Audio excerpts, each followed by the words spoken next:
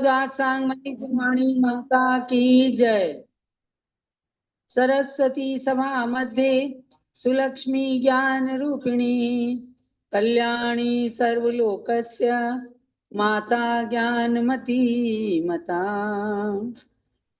चलो सरस्वती की प्रतिमूर्ति गणिनी प्रमुख श्री ज्ञानमती माता जी की जय। कल्याण कल्पतरु स्तोत्र का अध्ययन करना है।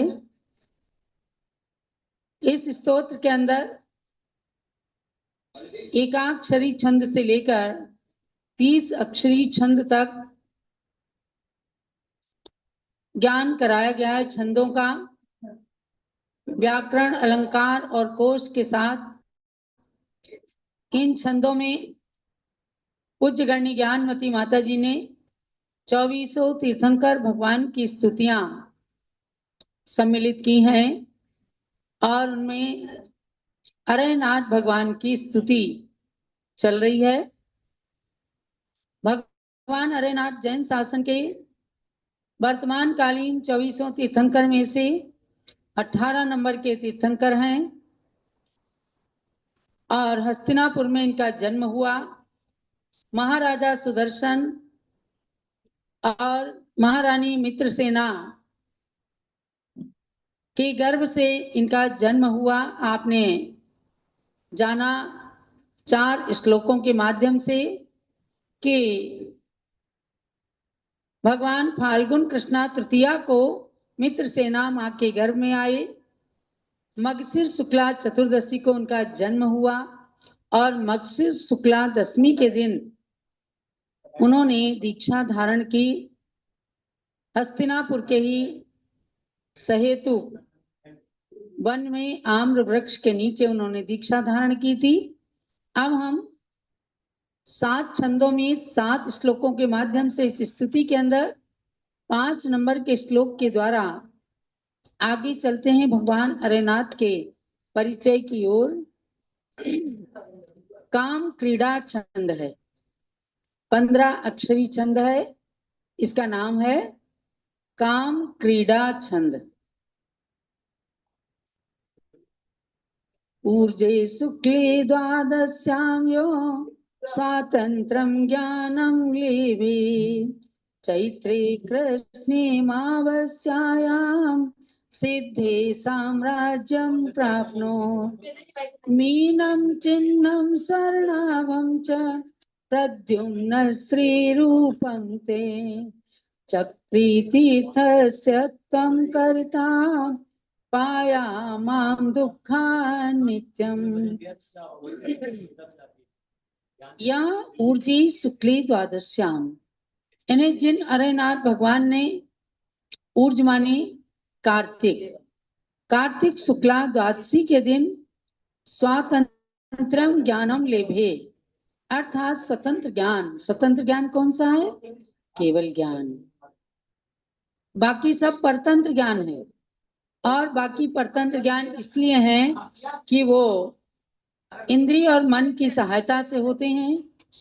केवल ज्ञान अतीन्द्रिय ज्ञान है, उसके अंदर सारे ज्ञान समाविष्ट होते हैं और उस ज्ञान को किसी की आवश्यकता नहीं होती, इसलिए उसे स्वतंत्र ज्ञान कहा।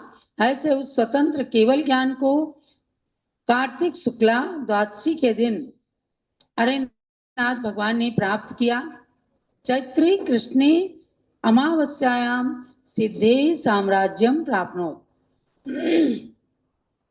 और चैत्र कृष्णा अमावस के दिन भगवान हरेनाथ को मुक्ति साम्राज्य का लाभ प्राप्त हुआ।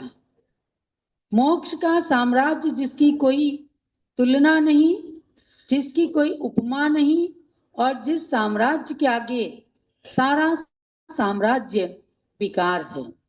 लोग चाहते हैं मेरा घर हो जाए, अच्छी सी कोठी बन जाए, कार बंगला हो जाए, अच्छा धन हो जाए।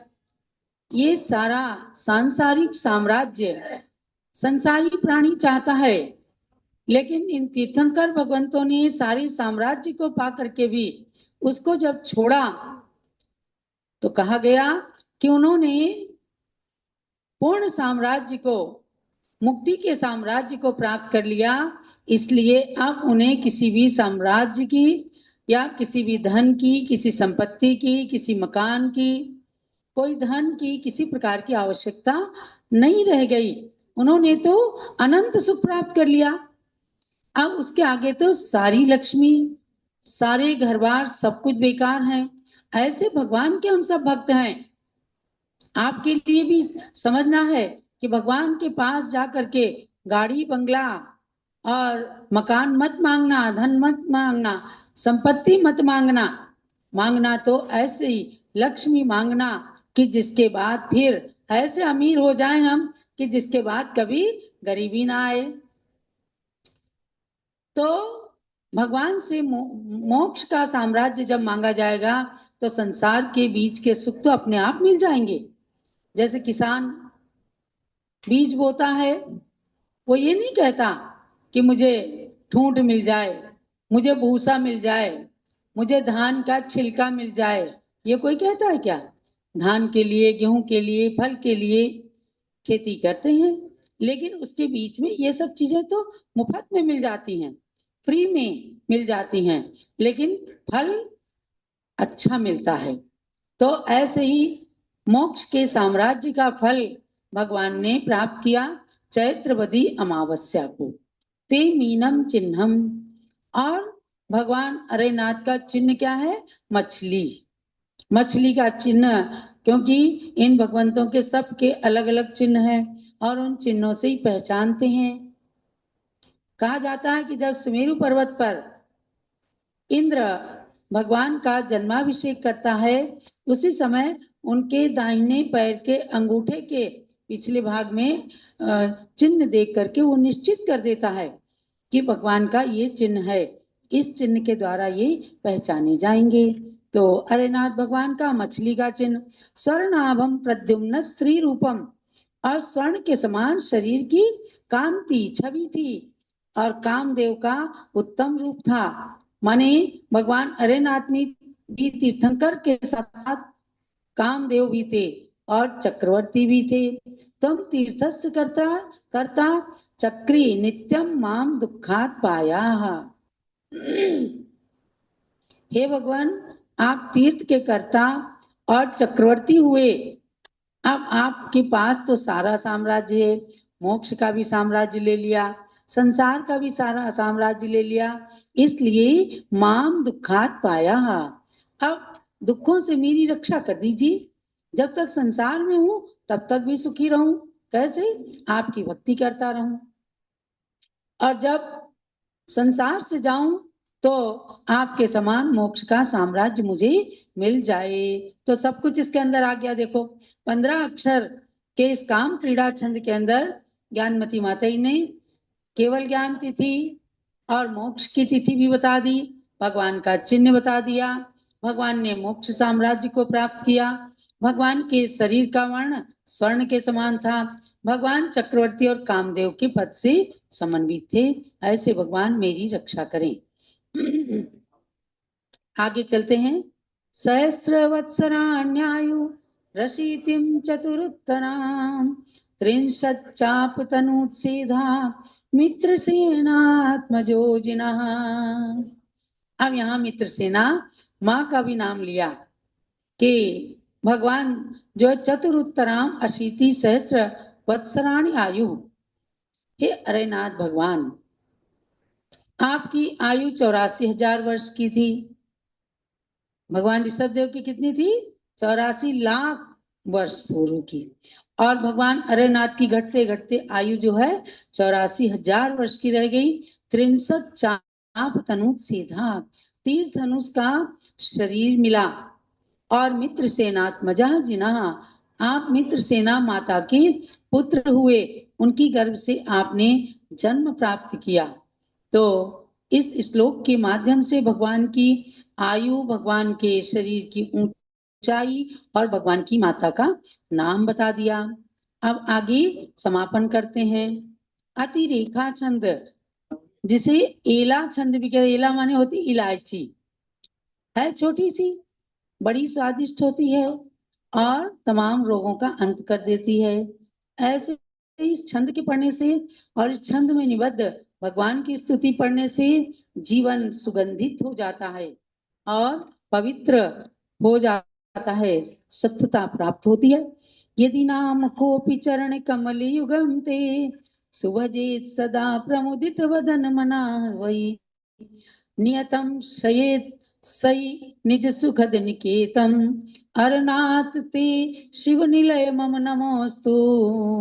हे भगवान, यदि नाम को अपि प्रमुदित वदन मनाह वही, यदि कोई भी प्रसन्न मुख और प्रसन्न चित्त होकर के सदा ते चरण कमल युगलम सुभजेत, सदा आपके चरण कमल युगल का आश्रय लेता है, माने आपके चरण शरण में आकर के खूब प्रसन्नता पूर्वक आपकी स्तुति करता है, मन भी प्रसन्न होता है, तन भी प्रसन्न होता है, मुख मुद्रा से भी प्रसन्नता झलक रही होती है। हे भगवान, आपके समान कोई का रूप ही नहीं है। आपको देख लिया तो समझो हमने तीनों लोगों की संपत्ति को प्राप्त कर लिया। ऐसे प्रसन्न होकर जो आपके चरणों का आश्रय लेते हैं, सही निज सुखद निकेतम नियतम शयेत, वे भक्त जो हैं निश्चित रूप से अपने सुखदायी स्थान को प्राप्त कर लेते हैं। तो सुखदायी स्थान दो हैं, एक तो परम सुख मोक्ष को प्राप्त कर लेते हैं क्रम क्रम से, और एक ये संसार में रह करके भी दुख सहित जीवन जीने की बजाय सुखद जीवन जीने के लिए वो स्थान प्राप्त कर लेते हैं। यानी आपकी भक्ति से असाता कर्म जब साता में परिवर्तित होता है तो हर व्यक्ति को दुख की बजाय सुख मिलता है, शारीरिक सुख, आत्मिक सुख, सारे सुख मिल जाते हैं। तो फिर सांसारिक सुख को भी व्यक्ति प्राप्त कर लेता है। शिव निलय अरनाथ ते मम नमोस्तु। हे अरनाथ भगवान, शिव निलय, आप शिव के निलय हैं, मोक्ष के स्थान हैं, कल्याण के निलय हैं, तो आपको मेरा बारंबार नमस्कार हो। असली तो ये है कि भगवान की स्तुति नमस्कार करने के लिए कहते हैं, पर बहुत सारे श्लोक हैं तो सब में तो ये नहीं कहते रहेंगे हे भगवान आपको नमस्कार हो, आपको नमस्कार हो। भगवान तीनों लोकों के अधिपति हैं। तब तो स्तुति का मतलब ये है कि उनके अंदर शब्दों के माध्यम से भगवान के और गुणों को भी कहा जाता है। एक जगह स्तुति का लक्षण कहा कि गुणस्तोकम सदुल्लंघ्य तद बहुत कथा स्तुति, अर्थात किसी में गुण तो थोड़े हो और बढ़ा चढ़ा करके उनको कहा जाए, उसका नाम स्तुति है। तो ये भगवान आनंत्यात्य गुणाम वक्तुम अशक्यास्तुका साकथम, स्तुति तो इसका नाम है कि गुण कम हो बढ़ा चढ़ा के कहा जाए, लेकिन आपके अंदर गुण अनंत हैं और मेरे पास शब्द एकदम सीमित हैं, तो भला मैं स्तुति कैसे कर सकता हूं? अर्थात मैं असली स्तुति आपकी नहीं कर सकता, अनंत गुणों को थोड़े से शब्दों में नहीं कह सकता, फिर भी मैं बार बार जो प्रयास करता हूं वो केवल मेरी भक्ति है, उसे स्वीकार कीजिए भगवान और उसी को स्तुति मानिए और उसके माध्यम से मुझे सांसारिक और पारमार्थिक दोनों ही सुख प्राप्त हो जाए। ऐसी भावना को लेकर पूज्य माता जी ने हरेनाथ भगवान के चरणों में ही बैठकर आज से 50 साल पहले हस्तिनापुर की धरती पर ही इस स्तुति को लिखा और 2400 तीर्थंकर भगवान की स्तुति को लिखकर हम सबको उसका अध्ययन भी कराया। इनके माध्यम से हमने छंदों का भी ज्ञान प्राप्त किया, व्याकरण, अलंकार, कोश, इन सब चीजों को हम सबको, चाहे कोई मुनि होते थे, आरिकाएं, ब्रह्मचारी, ब्रह्मचारिणी, सबको पूज्य ज्ञानमती माता जी ने पढ़ा पढ़ा करके निष्णात किया। जो जितनी योग्यता के साथ ले सके उतना उतना उसका उपयोग करते रहे।